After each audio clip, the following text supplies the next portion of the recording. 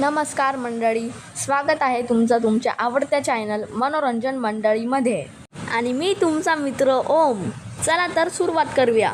बघा मंडळी, ठरलं तर मग मालिकेत आपल्याला सुरुवातीलाच दाखवण्यात आलेलं आहे सायलीचं लक्ष नसतं आणि रवा करपत असतो.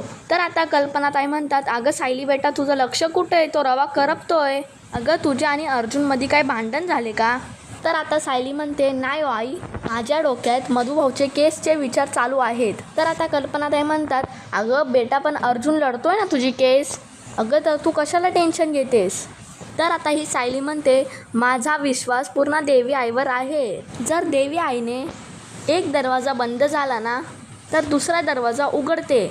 माझा देवी आईवर खूप जास्त विश्वास आहे. आता बघा मंडळी, पुढे आपल्याला कोर्टातलं दाखवलेलं आहे. तर आता बघा मंडळी, मधुभाऊ येतात आणि अर्जुन त्यांना विचारतो, मधुभाऊ तुम्ही कसे आहात?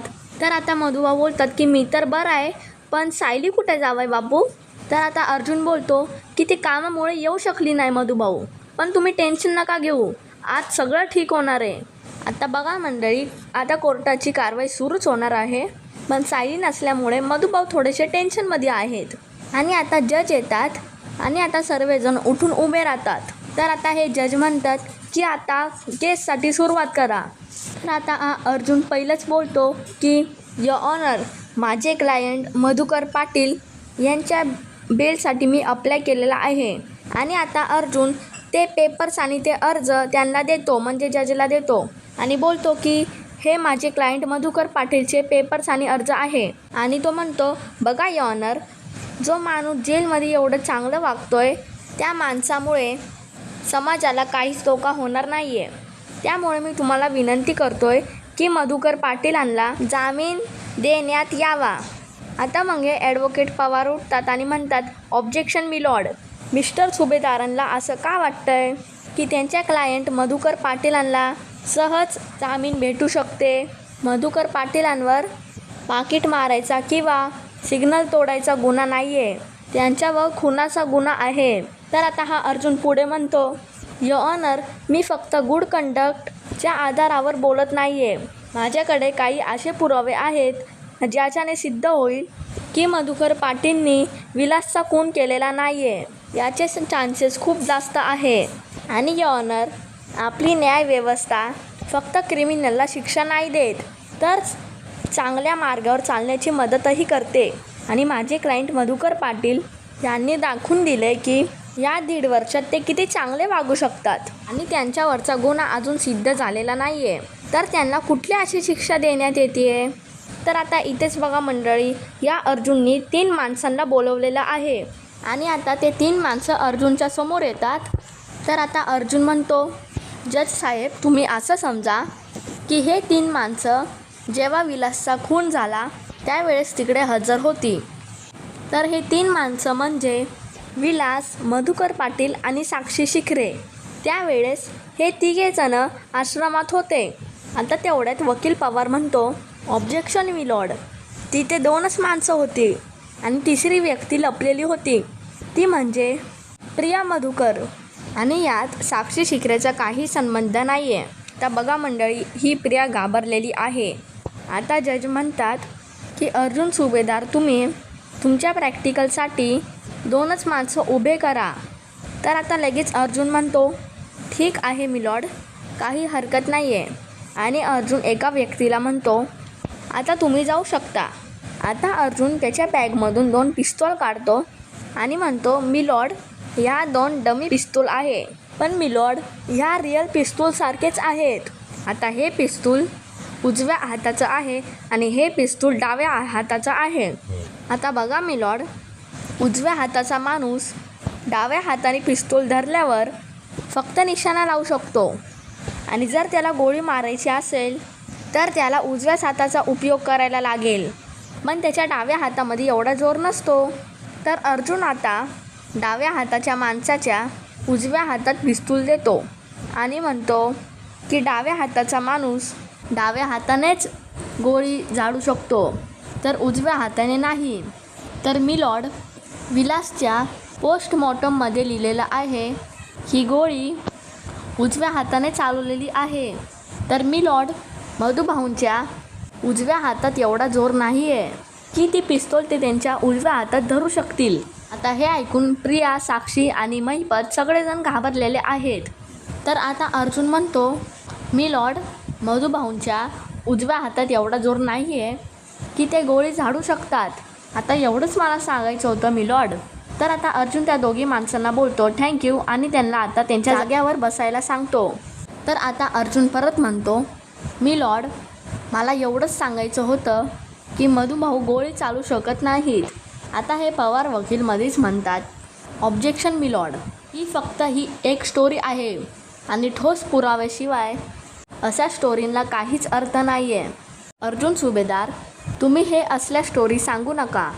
अशाच स्टोऱ्यांमुळे कोर्टात बसलेल्या लोकांचं मनोरंजन होतं, बाकी काही नाही. पण मधुभाऊ निर्दोष आहेत हे सिद्ध होत नाही आणि आता तुम्ही कोर्टाचा वेळ फुकट घालवतायत. आता वकील पवारचं म्हणणं ऐकल्यावर अर्जुन म्हणतो, मी लॉर्ड, मधुभाऊंच्या हातामध्ये जोर नाही आहे हे आपण कुठल्याही टेस्टने सिद्ध करू शकतो. आणि पवार, मी हे जे काही करतोय ना ह्याला तुम्ही थेअरी म्हणू नका. मी जी स्टोरी तुम्हाला आत्ता दाखवली ना, तुमचं सर्वात चांगलं आता लक्षात आलं असेल. आता अर्जुन पुन्हा म्हणतो, मी लॉर्ड, माझा दुसरा पॉईंट आहे. विलासवर ज्या पिस्तुलाने गोळी झाडली होती ते पिस्तूल लिगली नव्हतं, अनलिगली होतं. त्या पिस्तुलावर कुठलाही लायसन्स नंबर नव्हता. आता जज साहेबांना अर्जुनचा मुद्दा पटलेला आहे. अर्जुन म्हणतो, मी लॉर्ड, माझे क्लायंट मधुभाऊचा कुठल्याही क्राईमशी किंवा क्रिमिनलशी काही संबंध नाही आहेत. मग असा स्वच्छ बॅकग्राऊंडवाला माणूस अशी इल्लिगल पिस्तूल आणेल तरी कुठून? तेवढ्यात हा पवार वकील म्हणतो, प्रिया मधुकर पाटीलने कोर्टात स्टेटमेंट दिलंय की ह्या मधुकर पाटीलचे खूप काळे धंदे होते, फक्त ते सिद्ध झालेले नाही आहे. आता अर्जुन म्हणतो, ॲडव्होकेट पवार, ही तुमची स्टोरी आहे का? हे सिद्ध करण्यासाठी पुरावा आहे का तुमच्याकडे? आता पवार म्हणतो, आता महत्त्वाचं हे आहे की त्या पिस्तुलावर मधुकर पाटील यांचे ठसे आहेत. आता बघा मंडळी, चैतन्य येतो आणि कसला तरी रिपोर्ट अर्जुनच्या हातात देतो. आता सर्वजण घाबरलेले असतात की काय असेल त्या रिपोर्टमध्ये. तर आता अर्जुन म्हणतो, मी लॉर्ड, एखादा माणूस गुन्हेगार नाही आहे ही स्टोरी असू शकते, पण एखादा माणूस गुन्हेगार आहे हे त्याच्या पोलीस रेकॉर्डने सहज सिद्ध होतं. तर आता अर्जुन चैतन्याने दिलेला रिपोर्ट जज साहेबांच्या हातात देतो. आता जज तो रिपोर्ट वाचतात. आता पुढे अर्जुन म्हणतो, हे बघा मी लॉर्ड, ही विलासची क्राईम हिस्ट्री आहे. आता तुमच्या लक्षात येईल की विलास किती मोठा गुन्हेगार होता आणि तो विलास एका खुनाच्या आरोपात 30 वर्ष जेलमध्ये होता आणि तो जेलमधून सुटल्यावर वात्सल्य आश्रमात आलेला होता. आणि आता बघा माझा तिसरा मुद्दा, विलासवर ज्या पिस्तुलाने गोळी झाडली गेली ते पिस्तूल विलासच्या अंगाला चिकटलेलं होतं. ते पिस्तूल एवढ्या जवळ होतं मी लॉर्ड की त्या परिस्थितीत गोळी झाडू शकत नाही. आणि तर आता बघा मंडळी, हे सगळं ऐकून आता प्रिया खूप जास्त घाबरलेली आहे. आता अर्जुन म्हणतो की ॲडव्होकेट पवार, तुम्ही म्हटला होतात ना की त्या पिस्तुलावर माझे क्लायंट मधुकर पाटील यांचेच ठसे होते. तर आता ॲडव्होकेट पवार म्हणतो, हो, तसे आमच्याकडे पुरावे आहेत. अर्जुन म्हणतो, थँक्यू ॲडव्होकेट पवार. अर्जुन म्हणतो, पोलीस रिपोर्ट आणि प्रिया मधुकर पाटील यांची साक्ष आहे. विलास आणि मधुकर पाटील यांची झटापट झाली होती.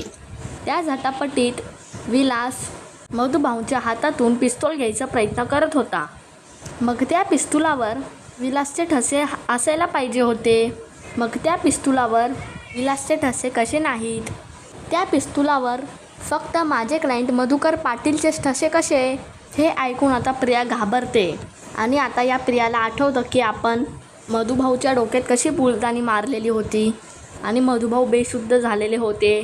ते बेशुद्ध झाल्यावर प्रियाने सर्व पुरावे नष्ट केलेले होते.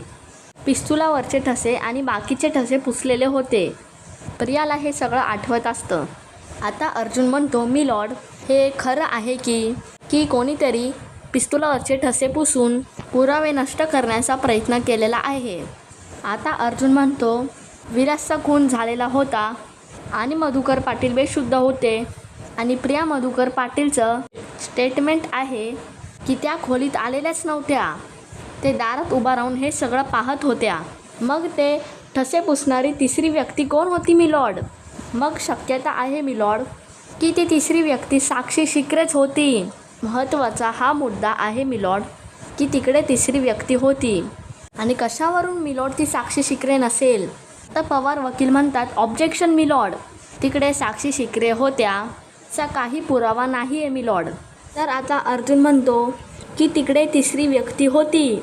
हे सगळं तुम्हाला मान्य आहे ना की त्या तिसऱ्या व्यक्तीने सर्व ठसे पुसलेले आहे. मग नंतर मधुकर पाटलांचे ठसे त्या पिस्तूलवर उमटण्यात आले जाणून बुजून. हे सगळं तुम्ही मान्य करता का पवार? आता पवार मात्र शांत झालेला आहे. तर अर्जुन म्हणतो, मी लॉर्ड, माझे हे सगळे पुरावे तुम्ही ॲक्सेप्ट करावेत आणि माझे क्लायंट मधुकर पाटील यांना जामीन द्यावात. तर आता बघा मंडळी, हा आता सायलीचा सीन दाखवण्यात आलेला आहे. सायली फराळाच्या डब्याला धरून उभी आहे. आता कल्पनाताई सायलीच्या पाठीवर हात फिरवून म्हणतात, अगं काय झालं सायली बेटा, तू परत मधुभाऊंचाच विचार करतेस का? अगं तू बोललीस का अर्जुनची केसबद्दल? तर आता सायली म्हणते, नाही ओ आई, मी नाही म्हटले, पण मला आज मधुभाऊंची खूप जास्त आठवण येते. आम्ही आश्रमात असताना सर्वजण मिळून फराळ करायचो आणि मधुभाऊ आम्हाला मदत करायचे. तेव्हा आमच्याकडे ना कपडे घ्यायला पैसे असायचे आणि ना फटाके घ्यायला, पण तरी पण आमची दिवाळी खूप जास्त आनंदाची असायची. मी विचार करायचे की मी जेव्हा नोकरीला लागेल मग तेव्हा मी मधुभाऊंना आराम देईल. अहो पण बघा ना आई, आता दिवाळी आली, मधुभाऊ जेलमध्ये आहेत आणि मला आता काहीच सुचत नाही आहे.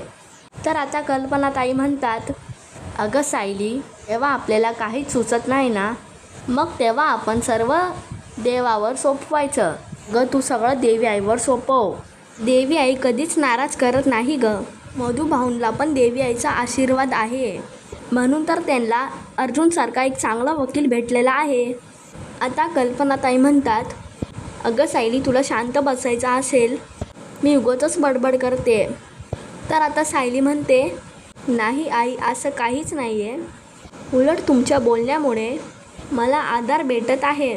मग आता कल्पनाताई म्हणतात, अगं सायली बेटा, तू देवी आईच्या समोर जाऊन जराशी उभी राहा, म्हणजे तुझं मन अजून खंबीर होईल. आता सायली म्हणते, हो आई, मला पण खरंच जरा बरं वाटेल. तर आता बघा मंडळी, परत आपल्याला कोर्टातलं दाखवण्यात आलेलं आहे. तर आता हा पवार वकील म्हणतो की ॲडव्होकेट अर्जुन सुभेदार, तुम्ही कोर्टाला काय सांगत आहात की गोळी उजव्या हाताने मारली का डाव्या हाताने मारली त्याचा काहीच फरक पडत नाही. खरं तर झटापटीत ती गोळी सुटलेली होती आणि ती गोळी कुठेही जाऊ शकते. आता अर्जुन खूप जास्त खुश होतो आणि तो म्हणतो, thank you advocate Pawar, thank you so much. अहो तुम्ही तर माझ्या बाजूने केस लढतायत. अहो मी पण मगासपासून हेच म्हणतोय की दोघांमध्ये झटापट सुरू होती आणि मधुभाऊंनी पण स्टेटमेंटमध्ये सांगितलेलं आहे की झटापट सुरू असताना साक्षीने गोळी चालवली आणि ती गोळी उजव्या हाताने झाडलेली होती आणि साक्षी शिक्रेचा उजवा हात मधुभाऊंच्या हातासारखा कमजोर नाही आहे. आता हे ऐकून साक्षी खूप जास्त घाबरलेली आहे आणि महिपतला म्हणते ना, हा माझं नाव का घेतोय सारखं सारखं. आता हा महिपत बोलतो, अगो थांब जरा साक्षी. आता मंडळी पुढे अर्जुन म्हणतो, प्रिया मधुकरचं स्टेटमेंट आहे, मधुकर पाटील विलासला पैसे देत नव्हते म्हणून मग ते तिजोरीजवळ गेलेले होते. मग ती पिस्तूल विलासच्या एवढं जवळ कसं काय आले? मग अर्जुन म्हणतो, मी लॉर्ड, मी तुम्हाला हे सुद्धा सिद्ध केलं आहे. विलासवर झाडलेल्या गोळीचं डिरेक्शन आणि डाव्या हाताने झाडलेलं गोळीचं डिरेक्शन हे सगळं मॅच होत नाही आहे. तर ॲडव्होकेट पवार मध्येच म्हणतात, ह्या सगळ्यामुळे हे कुठे सिद्ध होतं आहे की मधुकर पाटील निर्दोष आहेत. तर आता अर्जुन म्हणतो, अहो मी कुठे म्हणतोय की मधुकर पाटील निर्दोष आहेत, त्याचे पुरावे मला अजून कोर्टात द्यायचे आहेत. मी जे आता पुरावे दिलेले आहे माझे क्लायंट मधुकर पाटील यांना जामीन मिळण्यासाठी दिलेले आहेत। मग वकील पवार म्हणतात, पण तुम्ही मधुकर पाटील निर्दोष आहेत हे कुठे सिद्ध केलेलं आहे तुम्ही? मग आता अर्जुन म्हणतो, हो का, तसंच का? ज्याप्रमाणे साक्षी शिकरेनी तिथे खुनाच्या रात्री कुठे होत्या त्या हे सिद्ध केलं नाही, अगदी तसंच म्हणताय तुम्ही? तर आता हे पवार म्हणतात, अहो ते सिद्ध करणं तुमचं काम आहे। मग अर्जुन म्हणतो, मी सर्व ते सिद्ध केलेलं आहे। साक्षी शिकरे खुनाच्या रात्रीबद्दल खोटं बोलतायत आणि त्यांनी शिवानी नावाची खोटी साक्षीदार सुद्धा उभी केलेली होती। हे सगळं मी प्रूफ केलेलं होतं। साक्षी शिकरे त्या रात्रीबद्दल काहीही सिद्ध करू शकल्या नाहीत। मी लॉर्ड, याची शिक्षा माझे क्लायंट मधुकर पाटीलला का मिळावी? तर बघा मंडळी, अर्जुनने कोर्टात खूप चांगला युक्तिवाद केलेला आहे। हा भाग इथे संपवला आहे। तर मंडळी, हा व्हिडिओ आवडला असेल तर लाईक, शेअर आणि सबस्क्राईब करा आणि बेल आयकॉनचं बटन दाबा, म्हणजे तुम्हाला आमचे व्हिडिओ दररोज पाहता येतील। धन्यवाद।